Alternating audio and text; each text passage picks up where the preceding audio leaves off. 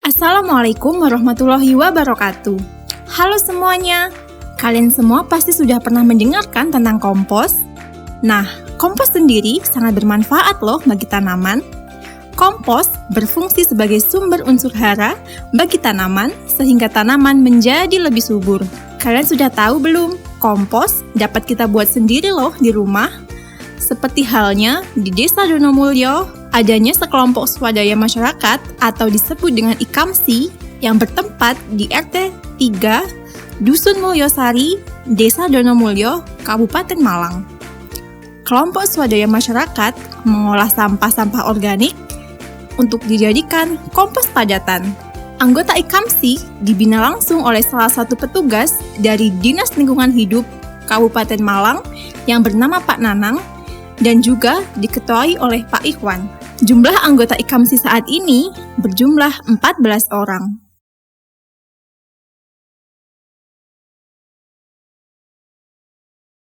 Tahap pertama yaitu pengambilan sampah. Pengambilan sampah dilakukan oleh petugas pada pukul 7 sampai 10 pagi. Warga yang ikut bergabung pada IKAMSI sebanyak 150 kepala keluarga.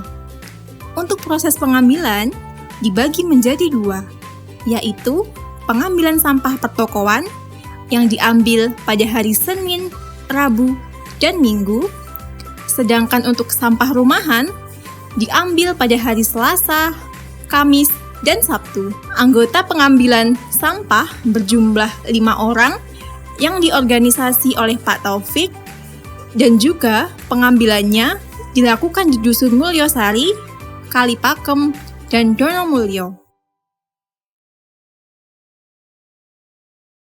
Tahap kedua yaitu tahap pembuatan aktivator. Sampah-sampah tersebut kemudian dibawa ke TPS untuk diolah menjadi kompos. Kompos yang dibuat dengan bahan-bahan organik berasal dari berbagai sumber yang mengandung unsur hara mikro, makro, bakteri perombak bahan organik, perangsang tumbuhan, dan agen pengendali hama atau penyakit tanaman. Sehingga mikroorganisme lokal ini dapat digunakan sebagai dekomposet atau biang pembuatan pupuk. Pada pembuatan mikroorganisme lokal atau MOL kali ini digunakan bahan dasar rumen kambing atau isi lambung kambing. Menurut penelitian Tillman tahun 1991, di dalam rumen ternak ruminansia seperti sapi, kerbau, kambing, dan domba, terdapat populasi mikroba yang cukup banyak jumlahnya. Cairan rumen mengandung bakteri dan protozoa. Konsentrasi bakteri sekitar 10⁻⁹ setiap cc isi rumen.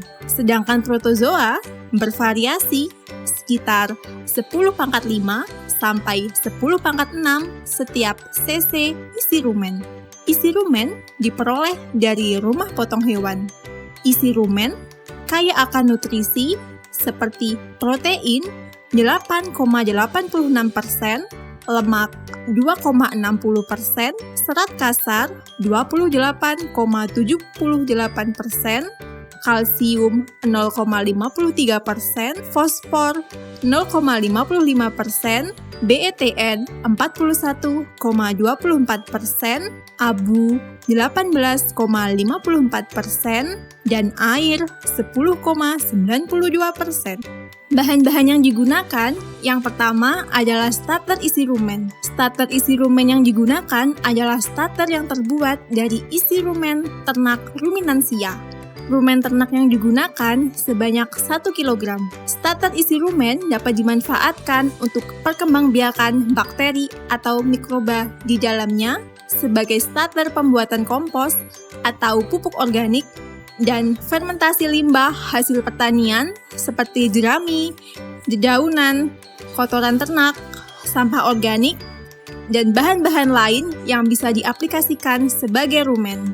Yang kedua adalah air cucian beras yang digunakan sebanyak 20 liter. Air cucian beras mengandung 50% unsur fosfor, 80% vitamin B1, 70% vitamin B3, 90% vitamin B6, 50% mangan, 60% zat besi, 100% serat, lemak esensial, asam amino, dan gamma rizano. Yang ketiga adalah bekatul atau dedak. Bekatul yang digunakan sebanyak 2 kg.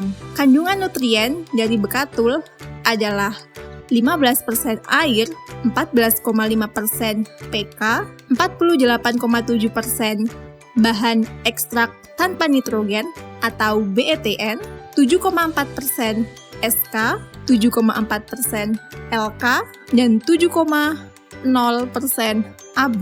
Serta kadar protein dapat dicerna 10,8% dan martabat pati 70%. Menurut Santosa, pada tahun 1995, bekatul mengandung 85% BK, 40% PK, 87,6% TDN, 0,1% kalsium, dan 0,8% fosfor. Yang ketiga adalah tetes tebu atau nira. Tetes tebu yang digunakan adalah 1,5 liter. Fungsi tetes tebu dalam proses fermentasi adalah sebagai aditif yang berfungsi untuk penyuburan mikroba karena dalam tetes tebu atau molase terdapat nutrisi bagi Saccharomyces cerevisiae. Yang keempat adalah ragi tape. Ragi tape yang digunakan berjumlah 5 butir. Ragi tape berfungsi dalam pembelahan sel mikroorganisme yang menguntungkan seperti Actinomycetes dan bakteri asam laktat yang terdiri dari kapang seperti Aspergillus, Amylomyces rhoxi, Musor sp, dan Rhizopus sp, serta khamir seperti Saccharomycosis fibuligera, Saccharomycosis malanga, Pichia burtoni, Saccharomyces cerevisiae, dan Candida utilis, dan bakteri seperti Acetobacter, Pediococcus sp, dan Bacillus sp.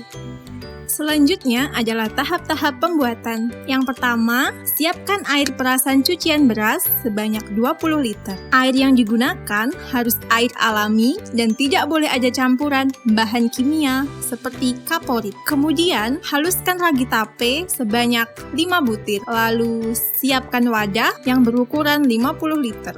Kemudian, masukkan bekatul atau dedak halus sebanyak 2 kg. Setelah itu, masukkan tape ragi yang sudah dihaluskan. Kemudian, tambahkan air cucian beras ke dalam tetes tebu. Setelah itu, kocok dan masukkan ke dalam wadah yang di dalamnya terdapat bekatul dan ragi. Setelah itu, tambahkan rumen sebanyak 1 kg. Dan setelah itu, aduk hingga tercampur. Tutuplah campuran bahan-bahan yang sudah tercampur dan pastikan campuran tercampur rata. Tutup sampai rapat, kemudian lakukan pengadukan setiap 12 jam sekali. Tutup kembali atau pasang selang sebagai ventilator yang dihubungkan dengan botol yang diisi dengan air. Kemudian, campuran bahan-bahan itu didiamkan selama 24 jam, lalu amati.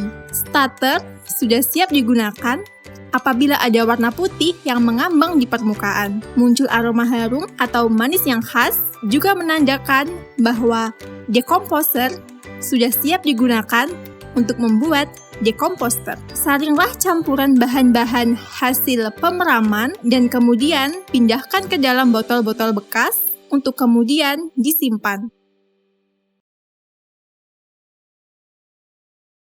Proses selanjutnya adalah proses pencacahan. Sampah-sampah yang telah dikumpulkan kemudian dipilah-pilah. Sampah yang diambil hanyalah sampah organik seperti sampah daun dan sampah sayur mayur. Sampah daun dan sampah sayur yang harus diambil sebanyak 10 kg. Setelah itu, masukkan sampah ke dalam alat pencacah yang sudah dihidupkan.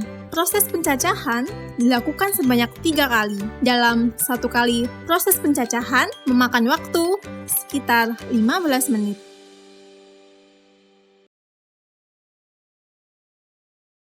Tahap terakhir yaitu proses penyemprotan.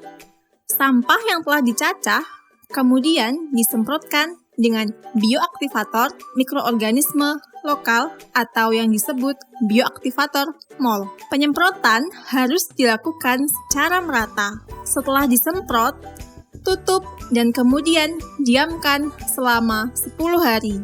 Selanjutnya, pupuk yang sudah jadi dikemas dalam bentuk kemasan plastik 5 kg dan dijual seharga 10.000 per kantong. Itu tadi proses pembuatan pupuk kompos yang terdapat di Desa Donomulyo, Kabupaten Malang. Semoga bermanfaat.